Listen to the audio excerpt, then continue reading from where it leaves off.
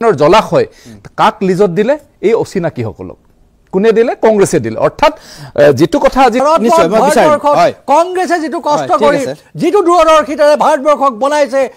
অসমৰ ৰাজনীতিকক আকৌ গৰম কৰিছে অচিনাকি ব্যক্তি বা অচিনাকি লোক এই শব্দৰে আসলতে আমি অচিনাকি লোক অচিনাকি ব্যক্তি অচিনাকি মহিলা বা যিও হ'ব পাৰে এই সকল আসলতে কোন এই সকল আসলতে কৰ পৰা অহা এই সকলৰ আসলতে উদ্দেশ্য কি সেই বিষয়ে এটা অনুষ্ঠানত আলোচনা কৰা হয় আৰু সেই সম্পূৰ্ণ ষ্টুডিও যেটো ভিডিও সেই ভিডিওটো মই আপোনালোকৰ মাজলৈ লৈ আনিছো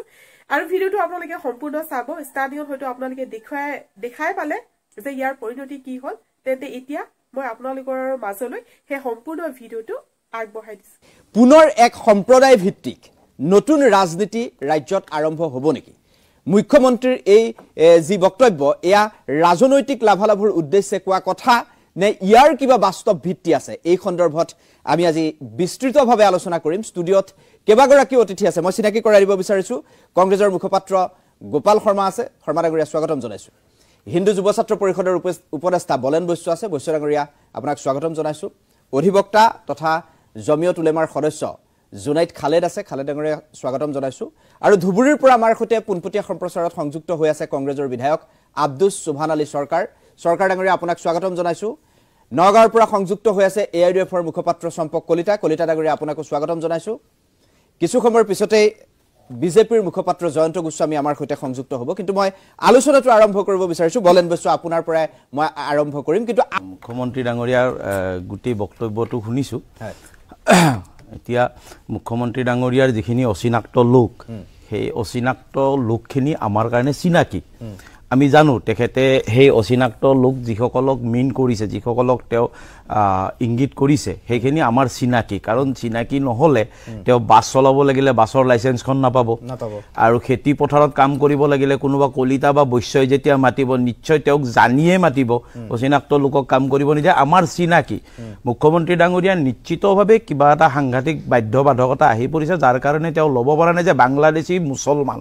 এই শব্দটো তেওঁ ক'বলৈ পৰা নাই চাগে ইয়াত ৰাজনৈতিক কিবা মেৰপাক থাকিব পাৰে নাজানো কিন্তু আমাৰ কাৰণে আমি জানো যে আজি অসমীয়া মানুহৰ হাতৰ পৰা প্ৰায় 200টা জীৱিকা ইতিমধ্যে বাংলাদেশী মুছলমানে দখল কৰিলে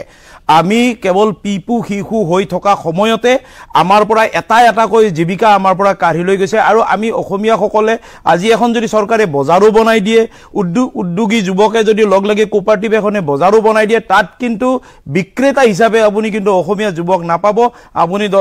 মানে বাংলাদেশী মুছলমানকে আনি বহুৱাব লাগিব এবাৰ ধুবুৰীলৈ যাব বিচাৰিছো সুবহান আলী সৰকাৰ আপোনাৰ কাষলৈ আহিছো উপনিৰ্বাচনৰ পিছত যেন এতিয়া কিছু শব্দ বাক্য সলনি হৈছে এনেকুৱাই এতিয়া অনুভৱ কৰিছে ৰাজনৈতিক ভূৰখা লোকসকলে মই আপোনাকে সুধিছো মুখ্যমন্ত্ৰীৰ বক্তব্য আপুনিও নিশ্চিতভাৱে শুনিছে মুখ্যমন্ত্ৰীয়ে এবাৰ অচিনাক্ত লোক বুলি টাৰ্গেট কৰিছে আপুনি কি ক'ব আজিৰ দিনত কথাখাত মুখ্যমন্ত্ৰী মহোদয়ৰ হাতত তেনেকুৱা এজেণ্ডা আজিৰ দিনত নাই তাৰ কাৰণে যেটো পোলাৰাইজেশ্যনৰ নিউ এডিশ্যন মই ভাবো পোলাৰাইজেশ্যনৰ নিউ এডিশ্যন হিচাপে এনেকুৱা ভাষা ব্যৱহাৰ কৰিছে বাকী কথাবিলাক মানে পুৰণি হৈ গ'ল সেইবিলাকত কোনো চমক নাই সেইকাৰণে আজিৰ দিনত মই এটা বস্তু ভাবো মানে নিবনুৱাক সংস্থাপন দিব পৰা নাই মানুহৰ উত্তৰোত্তৰ উন্নয়নৰ কোনো স্কিমে আনিব পৰা নাই অকল অৰুণোদয়ৰ জৰিয়তে এটা চমক সৃষ্টি কৰিব বিচাৰিছে এনেকুৱা নহয় আমি অৰুণোদয়ৰ বিপক্ষে দুখীয়া মানুহ পাব লাগে আমি তাৰ সপক্ষে কিন্তু আজিৰ দিনত যে উঠি অহা যুৱক শিক্ষিত চাম এইবিলাক মানুহক কোনো ধৰণৰ আশা ৰেঙনি দেখুৱাব পৰা নাই তাৰ কাৰণে এটাই ফৰ্মুলা লৈছে এনেকুৱা কেতবোৰ উক্তি ব্যৱহাৰ কৰি আছে য'ত মানে সংখ্যালঘু মানুহৰ বিপক্ষে উক্তিটো ব্যৱহাৰ কৰিলে সংখ্যাগুৰু সম্প্ৰদায় যাতে আকৃষ্ট হয় আৰু ভোট বেংকটো তৈয়াৰী হয় তাৰ কাৰণে এনেকুৱা বক্তব্য আৰু ইয়াত কোনো ধৰণৰ কথা আছে বুলি মই নাভাবো আমি অসমীয়া যুৱক আমি যি ধৰ্মৰে নহওক যি জনগোষ্ঠীৰে আমি নহওক আমি যিয়ে যিটো কামত পাৰ্গত আমি যিটো কাম কৰিব পাৰোঁ আমি সেইটো কাম কৰিব লাগে আৰু কাম কৰাৰ সুবিধাখিনি কৰি দিব চৰকাৰে উলিয়াই দিব লাগিব আৰু ইয়াত যদি মানে অচিনাক্ত ব্যক্তি মই কওঁ দিল্লীত চৰকাৰ আছে বিজেপি তাতে আজি 10 ইয়াৰ্ছ ক্ৰছ কৰিলে 10 বছৰ পাৰ হ'ল অসমত এইখন বিজেপিৰ চৰকাৰ 8.5 ইয়াৰ্ছ 8.5 বছৰ হৈ গ'ল তাৰপিছত সন্দেহযুক্ত ব্যক্তি অচিনাক্ত ব্যক্তি এইখিনি উলিয়াই অনাৰ দায়িত্ব কোনে অচিনাক্ত কোনে অসমৰ ভোটাধিকাৰ নাই কোনে অসমৰ বাসিন্দা নহয় কোনে অসমীয়া জাতিক সন্মান নকৰে এইবিলাক বস্তু উলিয়াই অনাৰ দায়িত্ব চৰকাৰৰ নে বেলেগ কোনোবা দলৰ এইখিনি উত্তৰ চিফ মিনিষ্টাৰ মহোদয়ে দিব নাযাব চিফ মিনিষ্টাৰ মহোদয়ে আজিৰ দিনত এটা বস্তু চাইছে নিৰ্বাচন পঞ্চায়ত নিৰ্বাচন সন্মুখত আছে নেক্সট 2026 পটভূমি আছে তাৰ আগত কেনেকৈ হেৰুৱা যিখিনি মানে জনপ্ৰিয়তা যিখিনি হেৰুৱাই পেলাইছে সেইখিনি কোন এংগেলৰ পৰা মানুহৰ মাজত বুজিছোঁ সুবান আলী চৰকাৰ হয় সুবান আলী চৰকাৰ মই আপোনাৰ কাষলৈ যাম আপুনি কি ক'ব বিচাৰিছে মই বুজি পাইছোঁ মই অকণমান নগাঁৱলৈ যাব বিচাৰিছোঁ চম্পক কলিতা আছে চম্পক কলিতা আপুনি ইতিমধ্যে মুখ্যমন্ত্ৰীৰ মন্তব্য শুনিছে ভূপেন বৰাৰ মন্তব্যও শুনিছে ৰাজ্যৰ ৰাজনীতিত এটা নতুন অভিধা আৰম্ভ হৈছে সেয়া হৈছে অচিনাক্ত লোক কালিৰ দিনটোত মুখ্যমন্ত্ৰীয়ে কেনেদৰে মন্তব্য কৰিছিল সেয়া আপুনিও দেখিছে মুখ্যমন্ত্ৰীৰ এই মন্তব্যৰ বাস্তৱ ভিত্তি কিমান চম্পক কলিতা মোৰ ঘৰৰ মই কঠিয়াতলি বাসিন্দা মোৰ ঘৰৰ লগতে এটা ৰাস্তা বনি আছে তাৰ লগত ড্ৰেইন বনি আছে কোনোবা এজন ভাল কাম ভাল চব ভাল কৰি আছে কিন্তু কোনোবা এজন অচিনাক্ত নাহাতাই বনাই আছে মোৰ ঘৰৰ ওচৰৰ 4 লেনৰ কামটো সাউথ ইণ্ডিয়াৰ কিবা মাইটাছ বুলি অচিনাক্ত কোম্পানী এটা বনাই গ'ল তাৰ ওপৰত এইমাত্ৰ হৈ থকা ফ্লাইঅভাৰটো হাৰিয়ানাৰ কোনোবা এজন অচিনাক্ত ঠিকাদাৰে বনালে হুজাইত ভাষা আন্দোলনৰ শ্বহীদ অনিল বৰা শ্বহীদ হ'ল কিন্তু তাত বনোৱা ইউনিভাৰ্চিটিখনৰ নাম দিলে কোনোবা অচিনাক্ত ৰবীন্দ্ৰনাথ ঠাকুৰ আৰু সেই চিনাকি অসমৰ নগাঁও কাগজ কলটো বন্ধ কৰি তাত অচিনাক্ত কোনোবা টাটাক দিলে সেই অচিনাক্ত কোনোবা আদানীয়ে এয়াৰপৰ্টটো চলাই আছে আৰু অচিনাক্ত কোনোবা ৰামদেৱে শ বিঘা মাটি অসমত পাই আছে অচিনাক্ত প্ৰধানমন্ত্ৰী অচিনাক্ত গৃহমন্ত্ৰীয়ে অচিনাক্ত ৰাফেল কিনিছে অচিনাক্ত পেগাছাছ কিনিছে অসম চৰকাৰ গভৰ্ণমেণ্ট অফ আসামৰ গভৰ্ণৰজনে এজন অচিনাক্ত ব্যক্তি এই অচিনাক্তখিনিক বাদ দি চিনাকিখিনিৰ ভিতৰতে যদি আমি ক'ৰবাত থাকিব লাগে তেতিয়াহ'লে চিনাকিখিনিৰ ভিতৰত এখন স্বাধীনভাৱে আমাক এখন দেশ লাগিব মই আৰু মোৰ পাৰ্টীয়ে এই ধৰণৰ স্বাধীন দেশ আমি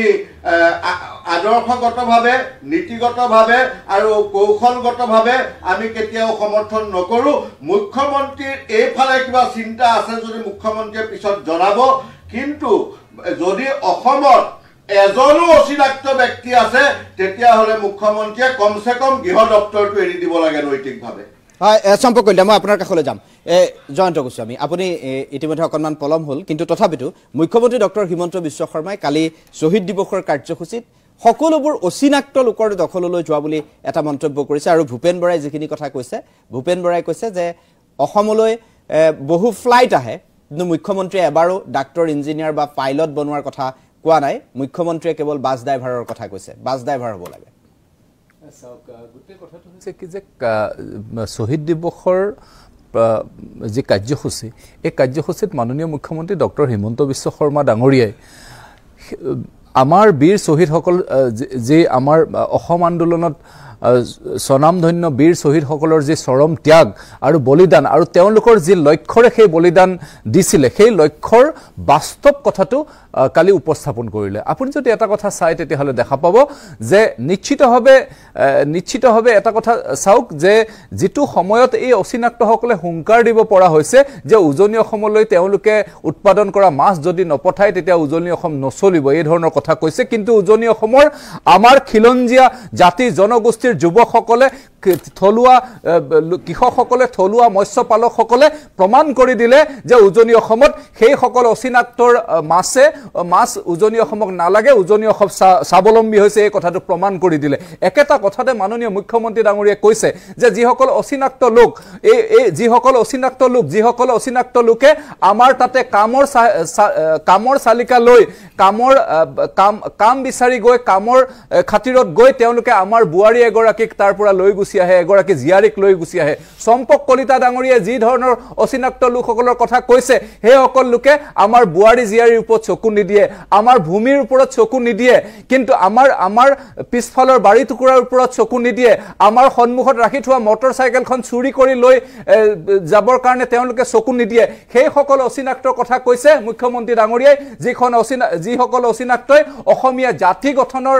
বাধাৰ সৃষ্টি কৰিছে অসমীয়া জাতিক ভিন্ন ভিন্ন অসমীয়া জাতিক এক অত্যন্তভাৱে ঠুনুকা কৰি দিছে আমাৰ যে অৰ্থনীতি তাক হস্তক্ষেপ কৰিবলৈ চেষ্টা কৰিছে আপুনি যদি চাই তেতিয়াহ'লে দেখা পাব মাননীয় মুখ্যমন্ত্ৰী একেখন সভাতে এটা কথা কৈছে ইজৰাইলৰ যি জাতি গঠন প্ৰক্ৰিয়া যি শক্তিশালী ইজৰাইলী জাতি যি গঠন হৈছিলে এক ছিন্ন ভিন্ন বিচ্ছিন্ন হৈ যোৱা ইজৰাইল জাতিটো কেনেকৈ বিশ্বৰ সকলো ইজৰাইলক একত্ৰিত কৰি এক শক্তিশালী স্বাৱলম্বী ইজৰাইল জাতি যেনেকৈ গঠন হৈছিল সেই একেটা ধৰণে অসমত অসমীয়া জাতি গঠন প্ৰক্ৰিয়া পুনৰ আৰম্ভ কৰিবৰ কাৰণে তেওঁ আহ্বান জনাইছে হয় কক অচিনাকি চিনাকি সুন্দৰ শব্দ ভাল শব্দ তেখেতে ব্যৱহাৰ কৰিছে তেখেতৰো এটা সমস্যা আহি পৰিছে কাৰণ প্ৰথমতে আপোনাৰ 35-65 কৰিলে তাৰপিছত ডাইৰেক্ট মুছলমান আহিলে মিয়া আহিলে বাংলাদেশী আহিলে ঝাৰখণ্ডতো বাংলাদেশী চলাবৰ চেষ্টা কৰিছিলে মুখ ঠেকেচা খালে তেখেতে ইজৰাইলৰ এক্সাম্পল দিছে ভাল কথা কিন্তু তেখেতে ইউনাইটেড আৰব এমিৰেটছৰ এক্সাম্পলটো দিব লাগিছিলে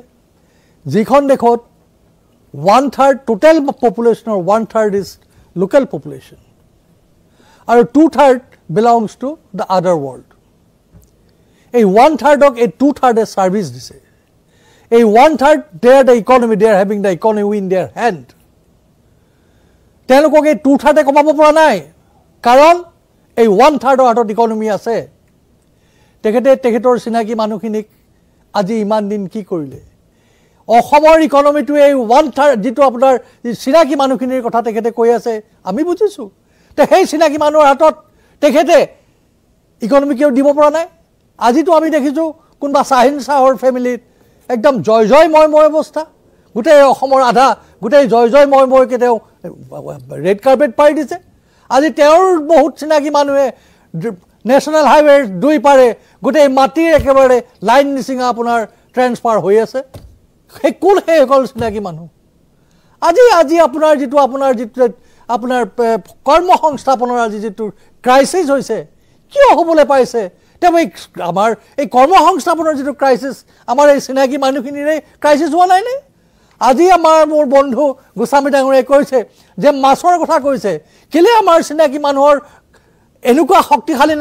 নকৰিলে যে য'ত নেকি এখন ডাঙৰ ফিচাৰী য'ত নেকি কোটি টকাৰ উপাৰ্জন হ'ব পাৰে তেনেকুৱা এখন আমাৰ চিনাকি মানুহবিলাকৰ এই নৱপ্ৰজন্মৰ যুৱকবিলাকক কিয় তেনেকুৱা এখন ডাঙৰ ফিচাৰীৰ মালিক কৰিব নোৱাৰিলে আজি তেওঁ কিয় কান্দিব লগা হৈছে যে আমি তেওঁলোকক আমাক মানে হেৰি কৰিছে তো এই কথাবিলাক আপোনাৰ বুজিব সময় আহিব গ'ল তেওঁলোকৰ চিনাকি মানুহবিলাকে বেনিফিট হৈছে কিন্তু আচল যিখিনি চিনাকি মানুহ সেইবিলাকে আজি 1250 টকাৰ কাৰণে অৰুণোদয়ৰ পিছত তেওঁলোকে চাই থাকিব লাগে কোন তাৰিখে 1250 টকা জমা হ'ব একাউণ্টত এই অৱস্থা কৰিছে আজি আপোনাৰ সুপ্ৰিম কোৰ্টেও ধিক্কাৰ দিব লগা হৈছে যে আপোনালোকে হিতাধিকাৰী স্কিমবিলাক বন্ধ কৰক কৰ্মসংস্থাপনৰ ব্যৱস্থা কৰক য'ত নেকি এজন মানুহে নিজৰ ভৰিৰ ওপৰত উঠি এটা স্বাৱলম্বী হ'ব পাৰে তেনেকুৱা সৃষ্টি তেনেকুৱা কথা কৰক কিয় ক'ব লগা হৈছে গতিকে আজি তেওঁৰ সমস্যা হৈছে ভোটৰ সমস্যা হৈছে ঝাৰখণ্ডত মুখ থেকে থাকাইছে তেখেতে আজিৰ ভোটৰ তাৰণাত তেখেতে ইছ্যুবিলাক ডাইভাৰ্ট কৰাৰ নতুন আহিলা নতুন মাধ্যম তেওঁ বাছি লৈছে এইটোৱে হৈছে আমাৰ মুখ্যমন্ত্ৰী ডাঙৰীয়াৰ ইজৰাইলৰ জাতি গঠন প্ৰক্ৰিয়াৰ পৰা শিকাৰ কথা কৈছে মুখ্যমন্ত্ৰী ডক্টৰ হিমন্ত বিশ্ব শৰ্মাই ইতিমধ্যে আপুনি গোটেইখিনি কথা শুনিছে মুখ্যমন্ত্ৰীয়ে অচিনাক্ত লোকসকলৰ দখললৈ ৰিক্সা চালকজনো অচিনাক্ত বাছ চালকজনো অচিনাক্ত পথাৰ বজাৰ সকলোতে অচিনাক্ত লোকৰ আধিপত্য এই বুলি মন্তব্য কৰিছে আৰু ভূপেন বৰাই কি ক'লে সেয়াও আপুনি শুনিলে কি ক'ব চাওক এইটো এটা পলিটিকেল ষ্টেটমেণ্ট আৰু মুখ্যমন্ত্ৰী বাস্তৱ ভিত্তি নাই নেকি কোনো বাস্তৱ ভিত্তি নাই আৰু প্ৰথম 2 নম্বৰ তেখেতৰ গোটেই পলিটিক্সটো এই মানুহখিনিক লৈ পেলাই চলে এই মানুহখিনি যদি আজি অসমৰ পৰা নাইকিয়া কৰি দিয়ে বা কিবা কাৰণত এছিমিলেট হৈ যায় এই পলিটিক্সটো বন্ধ হৈ যাব সো সেই পলিটিক্সটো কন্টিনিউ কৰিবলৈ ইলেকশ্যন আহি আছে এই পলিটিক্সটো কন্টিনিউ কৰিবলৈ কিবা মানে একেখিনি কথাকে বেলেগ সুৰত আপুনি কৈ থাকিব তেখেতে কৈ থাকিব এটা ইস্যু হৈ থাকিব এনেকে এইটো কেইদিনমান চলিব এইটো লৈ পেলাই কিছুমান হেৰাছ হ'ব এইটো এটা প্ৰচেছ চলি থাকিব এটা পলিটিকেল এটা প্ৰপাগেণ্ডা আৰু পাৰ্টিকুলাৰ সেইখিনি মানুহখিনি সেই মানুহখিনিকে টাৰ্গেট কৰি আছে, সেই মানুহখিনিক লৈ পেলাই পলিটিক্স কৰি আছে, সেই মানুহখিনিক আপোনাৰ তাচ্ছল্য কৰিব, অচিনাকি ক'ব, বাংলাদেশী ক'ব, কোনোবা সময়ত মিয়া বুলি ক'ব,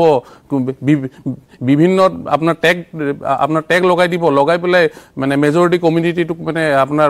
প্ৰভাৱিত কৰিব চেষ্টা কৰিব। সেইটো এটা পলিটিকেল এটা ষ্টেটমেণ্ট, এইটো লৈ পেলাই এইটো এটা টোটেলি এটা পলিটিকেল ষ্টেটমেণ্ট, প্ৰপগেণ্ডা। আৰু 2 নম্বৰ কথা, ইজৰাইলৰ যিটো আপুনি কথা ক'লে, এইটোতো আমি ঘোৰ নিন্দা কৰিছোঁ, কাৰণ ইজৰাইলখন ভিত্তি হৈছে গোটেই মুছলমান। আপুনি দেখিছে পেলেষ্টাইনৰ, সেইটো এটা বেলেগ লাইনত যাবগৈ। গোটেই পেলেষ্টাইন এখন দেশ আছিলে, সেই দেশখন তেখেতসকলে অধিগ্ৰহণ কৰি সেই পেলেষ্টাইনী মুছলমান শিশু মহিলাক মাৰি গোটেই পৃথিৱীয়ে আজি গৰিহণা দিছে। ইজৰাইলে যিটো অৱস্থা কৰিছে, সেইটো এক্সাম্পল দিয়াটো খুব এখন ষ্টেটৰ এখন হেডে কেনেকৈ মুছলমান মাৰা এটা কমিউনিটিক মানে আপোনাৰ এটা জাতিক এক্সাম্পল দিছে, আৰু সেইটো এটা প্ৰেৰণা দিছে যে আমি ইজৰাইলৰ নিচিনা জাতি গ্ৰহণ প্ৰক্ৰিয়া কৰিব লাগে। এইটো এটা আমি একদম নিন্দা, এইটো একদম টোটেলি নিন্দা কৰিছোঁ, আৰু এইটো আমি গৰিহণা দিছোঁ। মই এইটোৱে আপোনাৰ এটা কথা ক'ব লাগিব যে আজি বাংলাদেশৰ যিটো পৰিস্থিতি হৈছে, সেইটো টোটেল ভাৰত চৰকাৰৰ গোটেই যিটো কূটনীতিক ফৰেইন পলিচিটো ফেইলিয়ৰ, টোটেল ফেইলিয়ৰ। ভাৰত চৰকাৰ ফেইলিয়ৰ হৈছে। আজি বাংলাদেশে আপোনাৰ পাকিস্তানৰ লগত গৈ এতিয়া ডাইৰেক্ট ফ্লাইট আৰম্ভ হ'ব পাকিস্তানৰ পৰা। সেইটো সেই ফেইলিয়ৰৰ ৰিজাল্টটো আজি আমি অসমত যিহেতু আমি এটা কমন বৰ্ডাৰ শ্বেয়াৰ কৰোঁ, আমি ভুক্তভোগী হ'ম। মানে কেন্দ্ৰীয়ত থকা বিজেপি চৰকাৰৰ মানে ফৰেইন পলিচি মানে ফেইলিয়ৰৰ কাৰণে আজি অসম ভুক্ত হৈছে। সেইটো বস্তু আপুনি ডিনাই কৰিব নোৱাৰিব। আজি তাৰ ভুক্তভোগী অসম হৈছে। হ'ব জয়ন্ত গোস্বামী, কথাটো হৈছে কি, মই 2টা উত্তৰ দিলোঁ। খুব মানে মোৰ কথাটোতে অলপ মানে টেকনিকেলি মই অলপ মানে হেৰি হৈছোঁ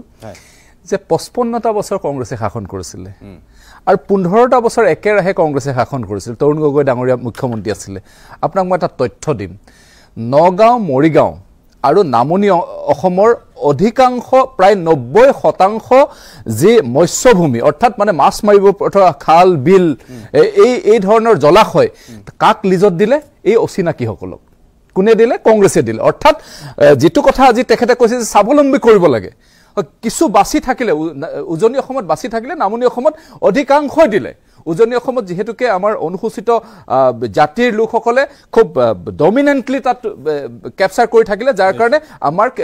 খাল বিল এইবিলাক এতিয়াও বাছি আছে। কিন্তু নামনি অসমত এই অচিনাকি লোকসকলে কেনেকৈ দখল কৰিলে? কংগ্ৰেছ চৰকাৰৰ ভুল নীতিৰ কাৰণে, তৰুণ গগৈ শাসনৰ 15 বছৰ শাসনত ভুল নীতিৰ কাৰণে প্ৰত্যেকটো জলাশয়, 90% জলাশয়, 90% বিল খাল এই অচিনাকি লোকসকলে দখল কৰিবলৈ সক্ষম হ'ল, আৰু যাৰ ফলত তেওঁলোকে আজি দপদপাই উজনি অসমলৈ মাছ নপঠাওঁ বুলি তেওঁলোকে দাবী কৰিব পৰা হ'ল। গতিকে অচিনাকি লোকসকলক কোনে অগ্ৰাধিকাৰ দিলে? কংগ্ৰেছে দিলে। একে সময়তে মই জুনাইদ খালেক ডাঙৰীয়া কথা এটা কৈছোঁ যে ফৰেইন পলিচি ফেইল হৈছে। হয়, ফৰেইন পলিচি আপুনি যদি কয়, এটা ভাৰতবৰ্ষই যেতিয়া তাত লিবাৰেল চৰকাৰ আছিলে, কাৰণ ভাৰতবৰ্ষখন এখন লিবাৰেল কাণ্ট্ৰি, ইয়াতে সৰ্বধৰ্ম সমভাৱ, অৰ্থাৎ সকলো ধৰ্মকে সমভাৱ দিয়া যায়। এনেকুৱা এখন কাণ্ট্ৰিৰ যি ফৰেইন পলিচি, তাতো একেধৰণৰ কথাই থাকে যে সৰ্বধৰ্ম সমভাৱ, সকলোকে সমান চকুৰে চাব লাগে। কিন্তু যেতিয়াই বাংলাদেশত, যি সময়ত বাংলাদেশত সেই ধৰণৰ চিন্তাধাৰাৰ চৰকাৰ আছিলে, তেতিয়া ভাৰতবৰ্ষৰ লগত এটা গুড ৰিলেশ্যন আছিলে। কিন্তু যেতিয়াই তাত ইছলামিক কাণ্ট্ৰি স্থাপন কৰিবৰ কাৰণে ইছলামিক ফাণ্ডামেণ্টেলিষ্টে যেতিয়া দখল কৰিলে, তেতিয়া তেওঁলোকৰ চকু গ'ল কাৰ বন্ধুত্ব কাৰ লগত কৰিব লাগে? পাকিস্তানৰ দৰে ফাণ্ডামেণ্টেলিষ্টৰ লগত বন্ধুত্ব কৰিব লাগে, এই কথাটো গা কৰি উঠিলে। গতিকে জুনাইদ খালেক ডাঙৰীয়া প্ৰথমতে ভাৰত চৰকাৰৰ নীতিক সমালোচনা কৰাৰ আগত বাংলাদেশৰ যি ইছলামিক যি উত্থান, এই উত্থানক প্ৰথম তেওঁ সমালোচনা কৰিব লাগে, নিশ্চিতভাৱে কৰিব লাগে। মই আলোচনা অব্যাহত ৰাখিম। চম্পক কলিতা, আপুনি লাইনতে থাকিব, মই আপোনাৰ ওচৰলৈ যাম। আজি আমি আলোচনা কৰি আছো শ্বহীদ দিৱসৰ কাৰ্যসূচীত মুখ্যমন্ত্ৰীয়ে কৰা কিছু মন্তব্যক লৈ। মই এবাৰ নগাঁৱলৈ যাব বিচাৰিছোঁ। চম্পক কলিতা আছে। কলিতা নাই, মই ইয়াতে এটা কথা, এই যে বাৰে বাৰে যে কংগ্ৰেছে 55 বছৰ শাসন কৰি কিডাল কৰিলে, এই কথাটো মই ক'ব বিচাৰিছোঁ। আমাৰ গোস্বামী ডাঙৰীয়াই এই কথাটো পাহৰি নাযাব। ময়ো খাইছিলোঁ সেই গাখীৰ আপোনাৰ আমেৰিকাই। আমাৰ ইয়াত গাখীৰ উৎপাদন নাছিল, গাখীৰ নাছিল। আমাৰ এই সৰু সৰু যে মানে কণ ল'ৰা ছোৱালীবিলাকক গাখীৰ আপোনাৰ দান দিছিলে আমেৰিকাই। মোৰ এতিয়াও মনত পৰে, সেই পেকেটবিলাকত আমি সৰুতে দেখিছিলোঁ, গাখীৰ খাইছিলোঁ। ইয়াত আমাৰ এটা বেজীও এটা বাহিৰৰ পৰা আনিব লগা হৈছিলে। আপোনাৰ যেতিয়া আপোনাৰ 1947 চনৰ এই পাৰ্টিশ্যনৰ পাছত যেতিয়া এখন নতুন ভাৰত সেই সময়ত একো নাছিলে আমাৰ ইভিন আজিৰ আপোনাৰ এই ভাৰতবৰ্ষত যিসকল কৰ্পৰেটছে দপদপাই আছিলে সেই সময়ত মাত্ৰ গন্তি কৰিব পৰা 2-4জন আপোনাৰ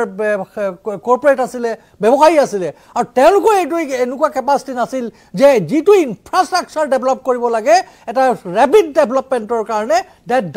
that infrastructure was absent আৰু সেইকাৰণে ভাৰতবৰ্ষৰ এই কংগ্ৰেছ গভৰ্ণমেণ্টে যেটো আপোনাৰ মিশ্ৰ ইকনমিৰ জৰিয়তে আপোনাৰ এটা ইনফ্ৰাষ্ট্ৰাকচাৰ বিল কৰিছিল আৰু বিল কৰি আপুনি এটা মন কৰিব যেতিয়া আপোনাৰ ভাৰতীয় জনতা পাৰ্টিৰ চৰকাৰ এই 2014 আহিছিলে তেওঁলোকে এনেকুৱা এটা ইকনমি পাইছিল এটা একদম শক্তিশালী ইকনমি পাইছিল সেই শক্তিশালী ইকনমিক কিন্তু আপোনালোকে নস্বাত কৰি পেলাইছে এই কাৰণে আপোনালোকৰ মিছ হেণ্ডলিঙৰ কাৰণে আজি যি জিডিপি আপোনাৰ ওপৰলৈ যাব লাগিছিল সেই জিডিপি আজি 5.4 লৈ নামি আহিছে আপোনালোকে আজি আপুনি মই অসমৰ কথা এক্সাম্পল আপোনাক দিছো যে আপোনাৰ 63 বছৰত আপুনি চাব আপোনাৰ স্বাধীনতাৰ পিছৰ পৰা প্ৰায়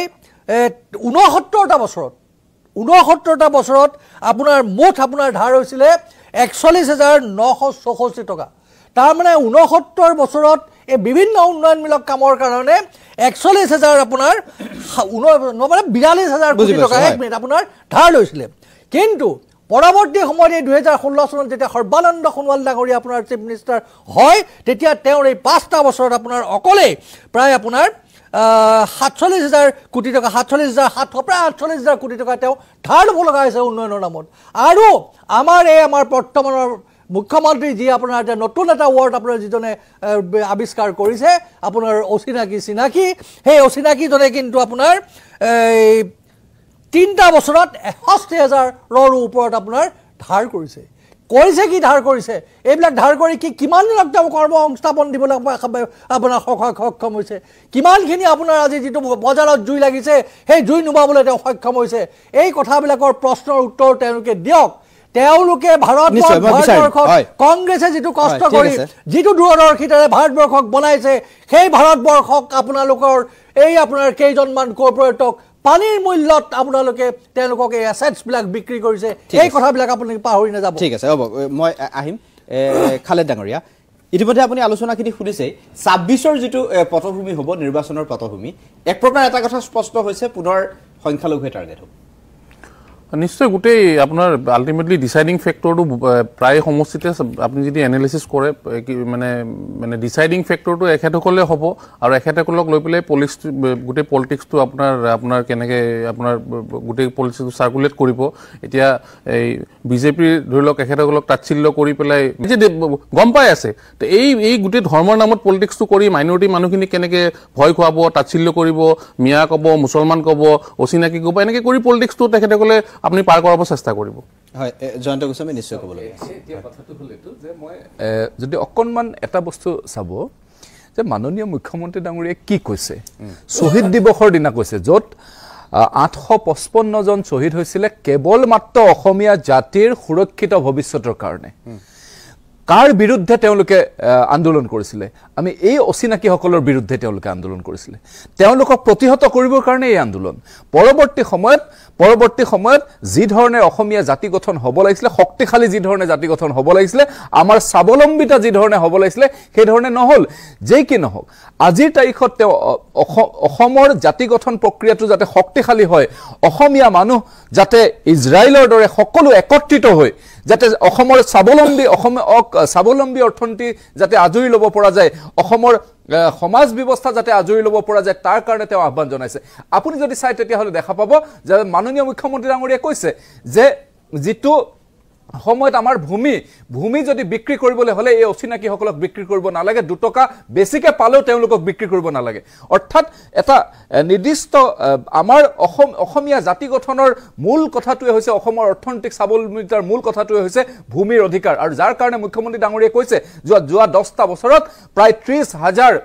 30,000 হেক্টৰ মাটি এই অচিনাকিসকলৰ পৰা উদ্ধাৰ কৰিবলৈ এইখন চৰকাৰ সক্ষম হৈছে 10,000 হেক্টৰ ভূমি উদ্ধাৰ কৰিবলৈ সক্ষম হৈছে গতিকে এই যোৱা 3টা বছৰ কেৱল 3টা বছৰত গতিকে